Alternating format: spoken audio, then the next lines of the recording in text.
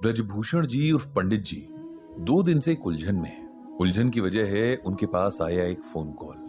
वैसे तो ये कॉल बहुत खुशी की वजह भी बन सकती थी, लेकिन फिलहाल पंडित जी थोड़े से परेशान हैं। उन्हें ये कॉल उनके एक्स बॉस गुप्ता सर ने की थी। गुप्ता सर से पंडित जी के हमेशा अच्छे रिलेशन रहे। इसकी एक वजह तो खुद पंडित जी का अच्छा नेचर और काम के प्रति डेडिकेशन। काम के मामले में बहुत प्रोफेशनल, लेकिन साथ ही अपने एम्प्लॉयज का भी बहुत ध्यान रखते थे। सबके सुख दुख में भी शामिल होते। वैसे गवर्नमेंट ऑफिसेज का माहौल अच्छा हुआ करता था। तब एक फैमिली की तरह सब एक दूसरे से कनेक्टेड रहते थे। काम का प्रेशर कम हुआ करता था तो लोग टेंशन में भी कम रहते थे। टेंशन कम होती थी तो आपस में प्यार से भी रहते थे। आज बहुत दिनों के बाद गुप्ता सर का कॉल आया तो पंडित जी को बहुत खुशी हुई। उन्होंने बताया कि वे पंडित जी के गीता ज्ञान ब्लॉग को बहुत इंटरेस्ट से पढ़ते हैं और इसमें रीडर्स के जो कमेंट्स आते हैं उन्हें भी। साथ ही पंडित जी जिस समझदारी से उनके आंसर्स देते हैं ये भी गुप्ता सर को बहुत पसंद आता है। बाय द वे, आप सुन रहे हैं गीता ज्ञान, ये ध्यान रहे। अब वापस आते हैं पंडित जी की कहानी पर। अब पंडित जी चाहे कितने भी न्यूट्रल रहने की कोशिश करें, लेकिन अपनी तारीफ पर एक स्माइल तो उनके फेस पर आ ही जाती थी। गुप्ता सर ने कॉल करने का रीजन बताया। एक्चुअली वो पंडित जी को इनवाइट करना चाह रहे थे। गुप्ता सर के बड़े बेटे वैभव ने अब्रॉड से एमबीए किया था और अब अपना काम शुरू करने जा रहा था। अगले वीक उसके ऑफिस का इनॉग्रेशन है और गुप्ता सर चाहते थे कि पंडित जी उस दिन इनॉग्रेशन में न सिर्फ शामिल हों बल्कि वैभव समेत सभी एम्प्लॉयज को मैनेजमेंट और सक्सेस से रिलेटेड गीता ज्ञान भी दें। इसी बात से पंडित जी बहुत उलझन में थे। एक तरफ तो उन्हें खुशी थी कि उनके बॉस ने उन्हें इतनी इंपॉर्टेंस दी, लेकिन दूसरी तरफ उन्हें समझ नहीं आ रहा था कि वो वहां जाकर गीता से क्या सुनाएंगे, क्योंकि ये जेनरेशन, इसका काम, इसका वर्क कल्चर उनकी जेनरेशन और वर्क कल्चर से बिल्कुल अलग था। उन्हें बिल्कुल भी आइडिया नहीं था कि आजकल के खासकर प्राइवेट ऑफिसेज में क्या चैलेंजेस होते हैं, क्या टेंशन होती है, कॉलीग्स के आपसी रिलेशंस कैसे होते हैं। ऐसे में इस यंगर जेनरेशन को गीता ज्ञान देना अपने आप में एक बहुत बड़ा चैलेंज था। पंडित जी को उलझन में देखकर उनकी पत्नी सरला जी ने पूछा, ऐसी क्या बात है जिसने पंडित जी को टेंशन में ला दिया है? पंडित जी ने हंसकर कहा कि टेंशन तो नहीं, लेकिन एक उलझन है। और फिर उन्होंने सरला जी को सारी बातें बता दी। सरला जी को उनकी बात सुनते ही उनकी उलझन का सलूशन भी नजर आ गया।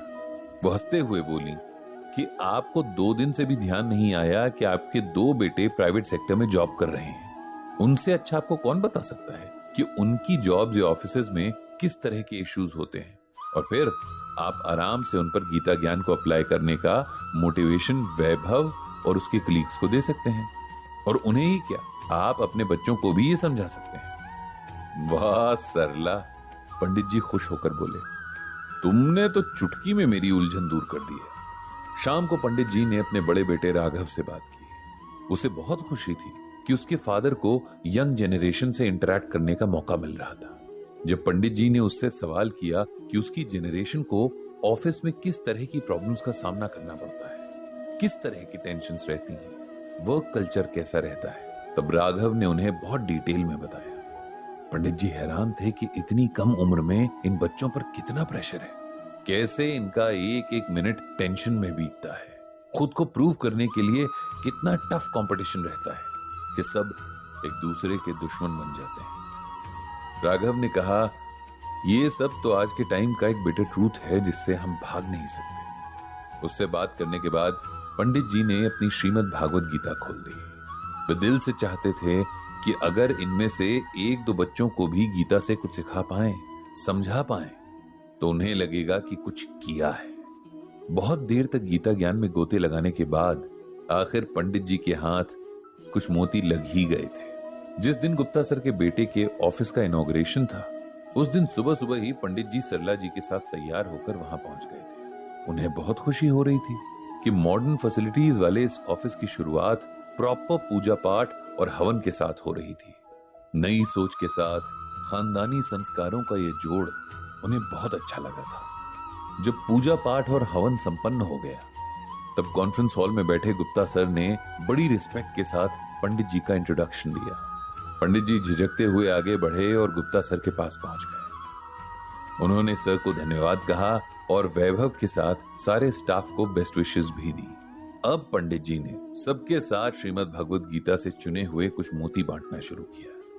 प्यारे बच्चों, मुझे बहुत खुशी है कि आप लोगों ने अपनी लाइफ के बहुत बड़े स्टेप को आज लिया है।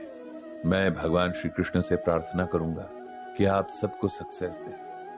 अब मैं आपको भगवान श्री कृष्ण के कुछ वचन सुनाना चाहता हूं और उम्मीद करता हूं कि इससे आपको कुछ हेल्प मिलेगी। पहला श्लोक कुछ इस तरह से है, योगस्थः कुरु कर्माणि संग त्यक्त्वा धनंजय सिद्धये सिद्धयोः समो भूत्वा समत्वम योग उच्यते।